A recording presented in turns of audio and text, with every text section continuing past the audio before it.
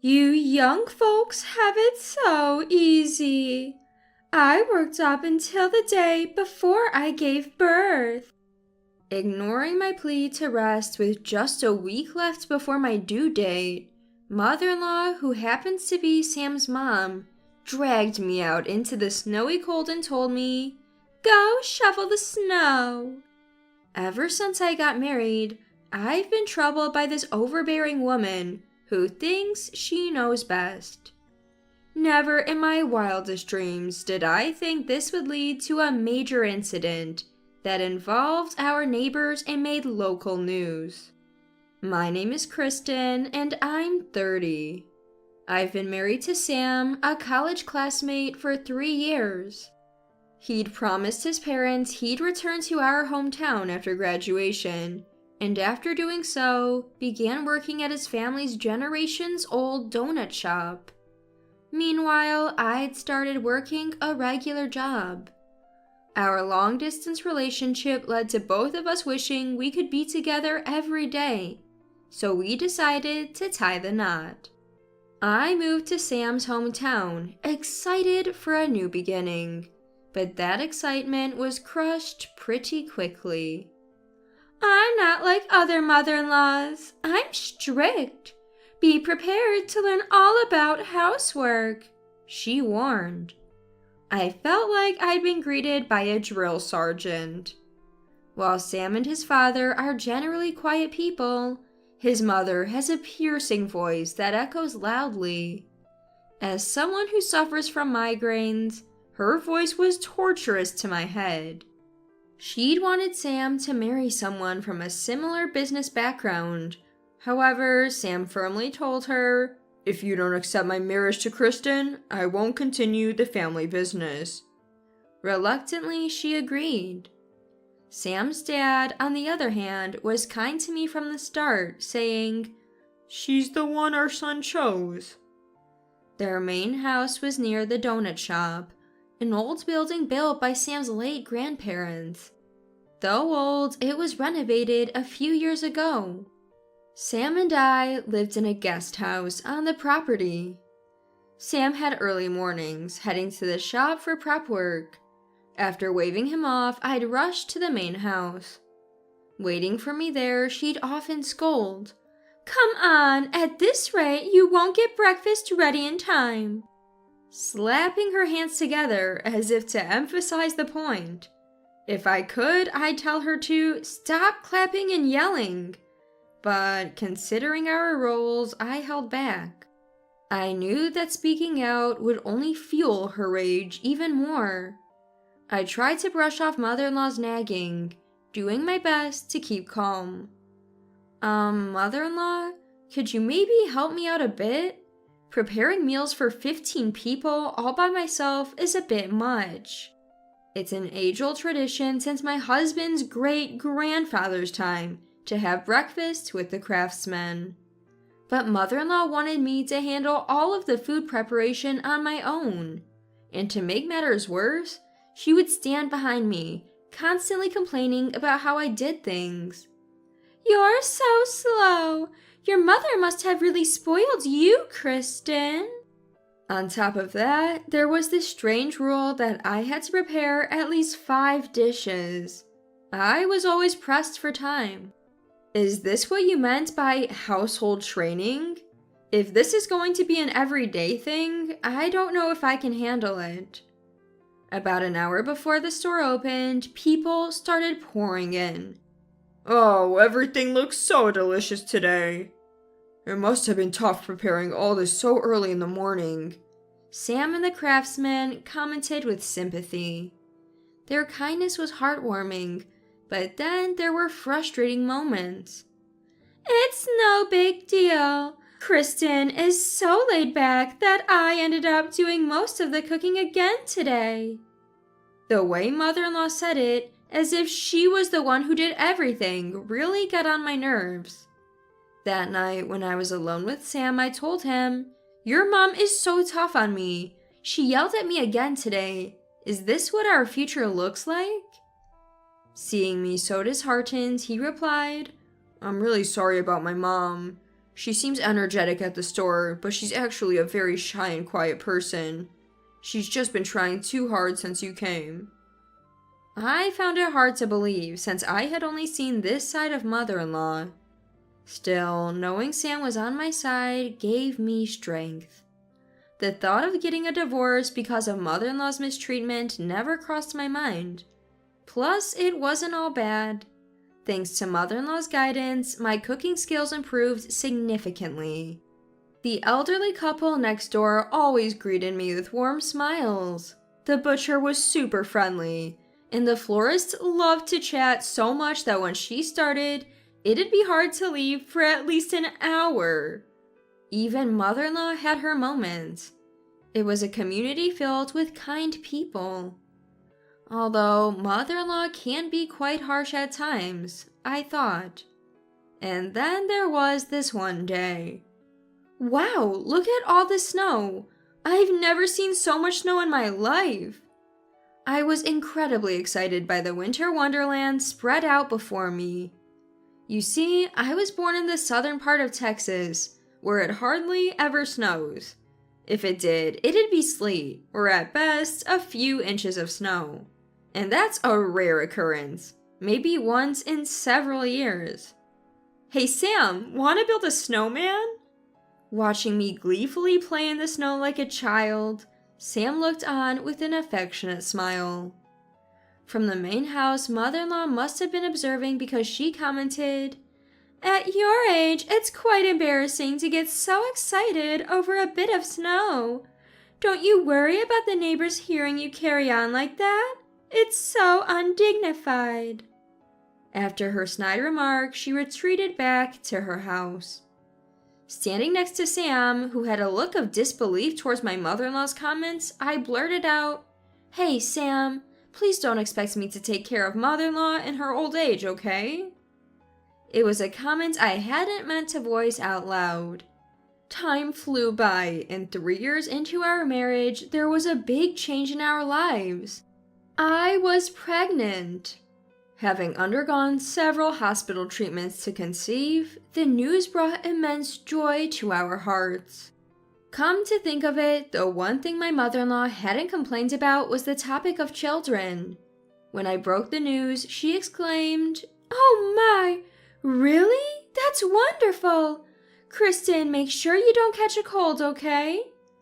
Her unusually bright smile caught me off guard.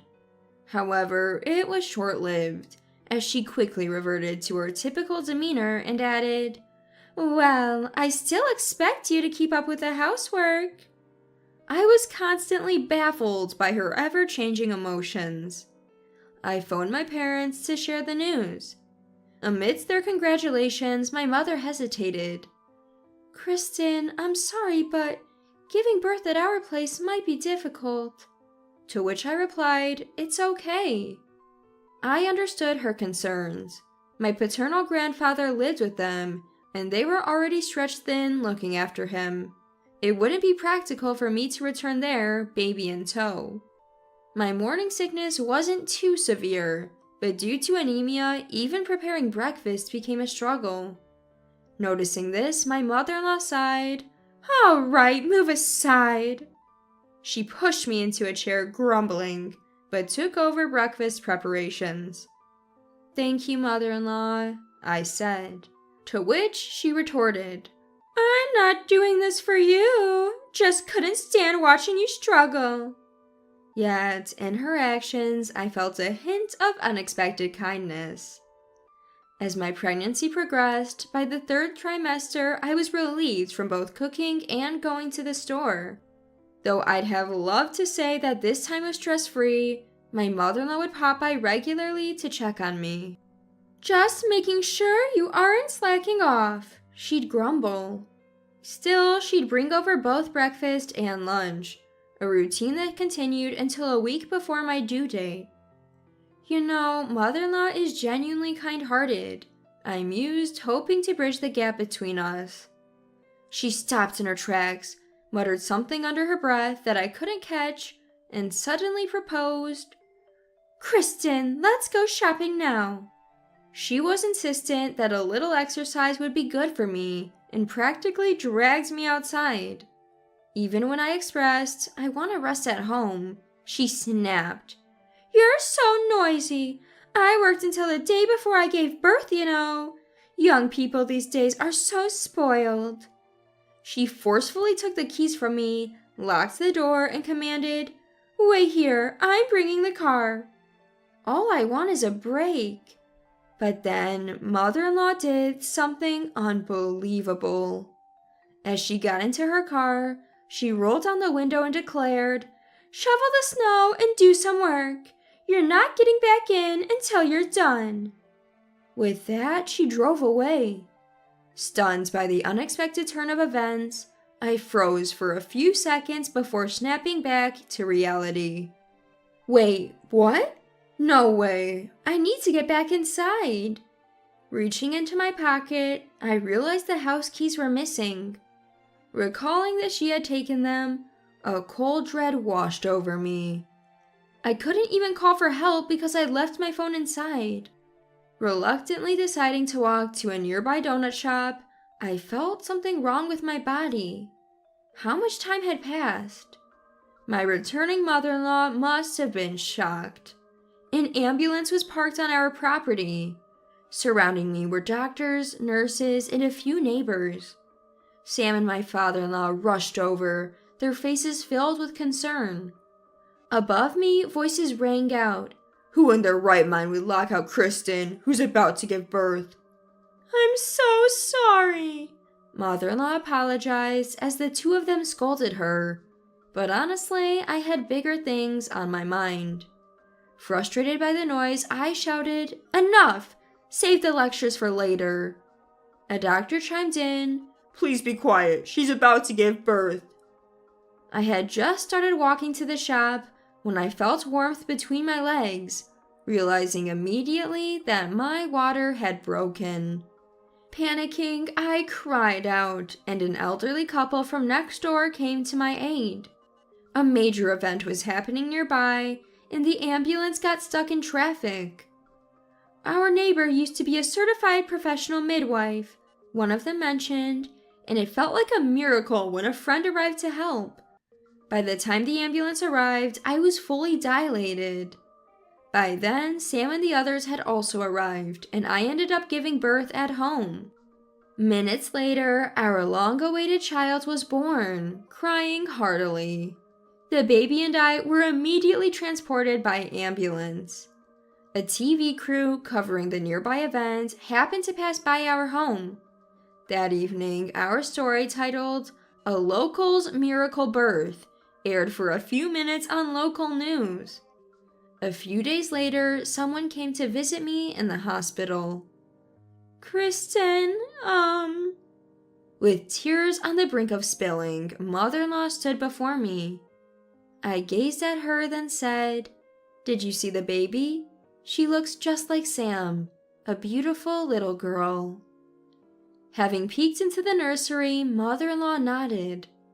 "But, I was terrified thinking that she might not have made it. Do you truly understand the gravity of what you did, mother-in-law?" Mother-in-law looked down, saying nothing. "After what happened, I immediately asked my husband for a divorce, but he told me to talk to you, Kristen." "Yes, I requested that both of you speak to me. I have a lot to say to you, mother-in-law." Throughout our calm conversation, mother-in-law's gaze remained lowered. The day after I gave birth, father-in-law and Sam came to apologize. I told them I wanted to speak with mother-in-law. Then I added, "Aren't both of you relying too much on mother-in-law? Please take better care of her." I might have come off a bit preachy to Sam and father-in-law. Father-in-law said he didn't plan on leaving mother-in-law, though he hadn't told mother-in-law yet. When father-in-law shared that after this incident he planned to pass the store on to Sam and leave with mother-in-law, I was taken aback. They told me the final decision was mine. Mother-in-law, my parents, especially my dad, were vibrant and respectful. I was strictly disciplined growing up, which made me resilient. Mother-in-law slightly lifted her face as if asking, "What's this about?" Her eyes were swollen and red, probably from crying. Even with my upbringing, harsh words or passive-aggressive remarks still hurt. I never met Sam's grandmother, but I think you don't need to force yourself to act like her. At my words, mother-in-law suddenly looked up, her eyes wide. In fact, I had realized a while ago that mother-in-law might actually be a kind person at heart. And that's because our town is full of chatty people. People used to say that Carla, right after her marriage, was lively and always smiling like you are now. But the previous owner was quite stern. The one who shared that story with me was the owner of the flower shop. Turns out the donut shop was originally started by Sam's late step-grandmother's parents. Sam's mother, who married the only son of the family, father-in-law, was brought up with strict guidance from them. The late step-grandmother always used to say, "Are you trying to run this store into the ground?" Apparently, Sam's mother struggled for a long time to have a child, and Sam was the child she finally had. When Sam introduced me, a woman from an ordinary family just like her, she was really flustered. "Never let the shop fail." Those words haunted her even after her stepmother passed away. "I was strict with you because I didn't want you to run away, thinking you've had enough of me," she told me. I responded, "That wouldn't happen. I love Sam. But you loved father-in-law too. That's why you're still here, right?" I gave her a little smile, and tears streamed down her face. "The previous owner always told me to show dignity and not to laugh too much. So, when you mentioned that I was kind that day, I heard her voice in my head telling me to be more stern. Silly, right?" After thinking for a bit, I said, "I'm not sure what the right way to be an owner is, but as a customer, I'd prefer a smiling face." Mother-in-law with a stern face wasn't bad, but when she smiled upon hearing I was pregnant, she looked wonderful. That's how she should always be. "I have a few requests, mother-in-law. Let's prepare breakfast together. And you don't need to raise your voice. I can hear you just fine. Oh, and I don't like it when you clap your hands. And..." "Wait, there's more, Kristen?" We both burst into laughter. Years later, I still work at the donut shop. "Mother-in-law, how many more omelets should I make?" "Well, Sarah eats a lot, so maybe make 2 more? Could you, dear?" Our daughter Sarah, born from that time, is now 4 years old. Mother-in-law has become more affectionate towards me. Every morning we cook breakfast together cheerfully. What used to be a quiet dining table is now so lively. It's almost too noisy, and even the staff seem happy about it. That day, the reason mother-in-law was late was because she got caught up chatting with the flower shop owner and then got stuck in traffic on her way home. Rumors spread for a while that mother-in-law had kicked me out, but I quickly set things straight. That's not what happened. I just forgot I gave mother-in-law a key. Word spread fast from the florist owner, and any bad talk about mother-in-law disappeared. My father-in-law began spending more time with mother-in-law. He left the store in Sam and the craftsman's hands, and the two of them started going out together more often. People in town began to say, "Carla seems brighter lately, like she's shaken off a bad spirit." New customers flocked in, and business was booming. Every winter, the town is blanketed in snow. "It's piled up again this year. Sarah, are you up for our annual competition?" I say with a grin, and my daughter Sarah responds with determination. "I won't lose." "Oh boy," Sam mutters as he steps outside. Our yearly snowman building contest begins. From the main house, mother-in-law emerges saying, "I'm on Team Sarah." Sarah's words make mother-in-law smile brightly. "Maybe I'll just watch," mother-in-law says playfully.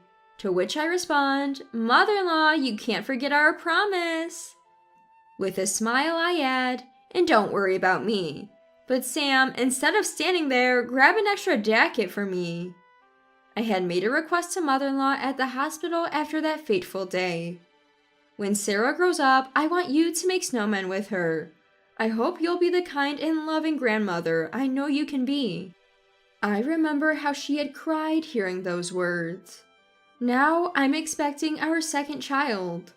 We recently found out it's a boy, and Sarah will soon have a little brother. Every day, Sarah lovingly strokes my belly, impatiently asking, "Is it time yet?"